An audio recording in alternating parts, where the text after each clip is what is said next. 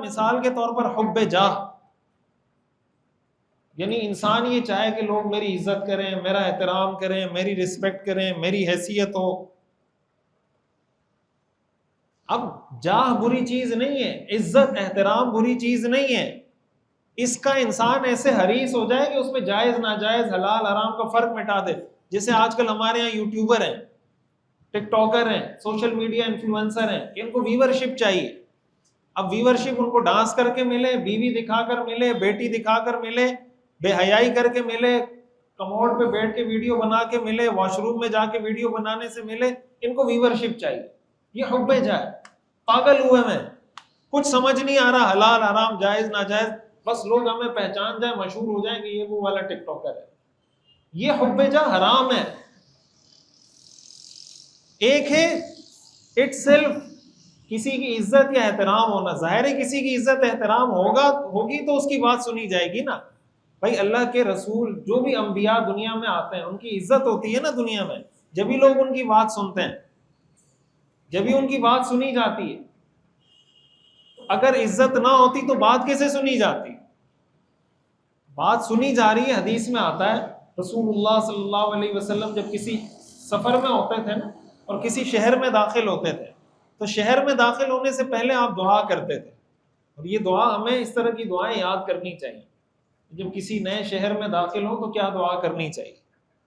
تو آپ علیہ الصلوۃ والسلام یہ دعا کرتے تھے، اللہم بارک لنا، 3 دفعہ آپ کہتے تھے، اللہم بارک لنا فیہا، اللہم بارک لنا فیہا، اللہم بارک لنا فیہا، اے اللہ ہمیں اس شہر میں اس بستی میں برکت عطا فرما۔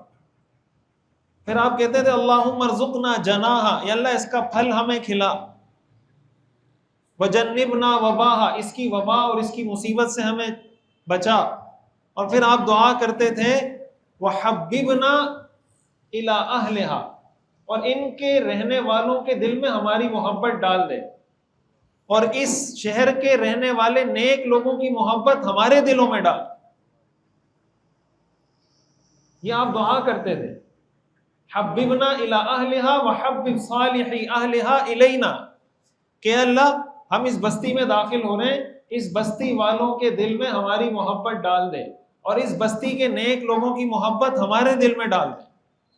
اب یہ کیا ہے کہ آپ کی محبت کسی کے دل میں ہوگی تو وہ آپ کو ریسپیکٹ دے گا نا، احترام دے گا، عزت کرے گا، تو آپ کی بات سنے گا۔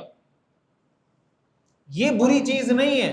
بری چیز یہ ہے کہ اس کے لیے انسان حلال حرام کا فرق مٹا دے، کہ اب کسی طرح مجھے ویورشپ چاہیے یا کسی طرح میں نے فین فالوئنگ بڑھانی ہے، اس کے لیے میں کچھ کروں، بس کچھ بھی کروں۔ تو یہ جو ہمارے ہاں بعض اوقات صحابہ کرام میں ایسے صحابہ بھی ہیں، انبیاء میں ایسے انبیاء بھی ہیں جو بہت پیسے والے تھے، اور ایسے بھی ہیں جو بہت غریب تھے۔ حضرت سلیمان علیہ السلام بادشاہ بھی تھے، پیغمبر بھی تھے، پیغمبر ہیں وہ بھی۔ حضرت یوسف علیہ السلام بادشاہ بھی تھے، پیغمبر بھی تھے، فائنانس منسٹر تھے، قرآن میں اس کا ذکر ہے، پیغمبر بھی تھے۔ اور حضرت عیسیٰ علیہ السلام پیغمبر تھے لیکن بہت زیادہ غریب تھے۔ صحابہ کرام میں جو عشرہ مبشرہ میں حضرت عبد الرحمن بن عوف رضی اللہ تعالی عنہ، حضرت زبیر بن عوام رضی اللہ تعالی عنہ، یہ جو صحابہ عشرہ مبشرہ میں سے ان 10 صحابہ میں سے ہیں جن کو اللہ کے رسول نے نام لے کر جنت کی بشارت دی تھی کہ عبد الرحمن بن عوف فی الجنہ، زبیر بن العوام فی الجنہ، نام لے کے جنت کی بشارت جن 10 صحابہ کو دی ہے ان میں سے ہیں یہ۔ ان کا جب انتقال ہوا ہے، انہوں نے جو اپنی میراث چھوڑی ہے نا، آج کل کے حساب سے وہ کروڑوں روپے بنتے ہیں، کروڑوں روپے۔ حضرت سعد بن ابی وقاص رضی اللہ تعالی عنہ یہ بھی عشرہ مبشرہ میں سے ہیں۔ عشرہ مبشرہ ان 10 صحابہ کو کہا جاتا ہے، یہ اسلامی اصطلاح ہے، یہ اصطلاحات بھی ہمیں پتہ ہونی چاہیے، ہمارے بچوں کو پتہ ہونی چاہیے کہ یہ کیا اصطلاحات ہیں۔ ہمارے ہاں کرکٹ کی اصطلاحات تو پتہ ہوتی ہیں کہ ایل بی ڈبلیو کیا ہوتا ہے، ایل بی ڈبلیو کا پتہ ہوگا ہر بچے کو، عشرہ مبشرہ کا پتہ نہیں ہوگا۔ بھائی ایل بی ڈبلیو کا پتہ چل سکتا ہے تو عشرہ مبشرہ کا پتہ کیوں نہیں چلتا؟ تو حضرت سعد بن ابی وقاص یہ عشرہ مبشرہ ان 10 صحابہ کو کہا جاتا ہے جن کا نام لے کر حضور نے ان کو جنتی ہونے کی بشارت دی تھی کہ ابو بکر فی الجنہ، عمر فی الجنہ، عثمان فی الجنہ، علی فی الجنہ، سعد بن ابی وقاص فی الجنہ، عبد الرحمن بن عوف فی الجنہ، سعید بن زید فی الجنہ، زبیر بن العوام فی الجنہ. یہ سارے عشر مبشرہ کہلاتے ہیں، یہ 10 صحابہ.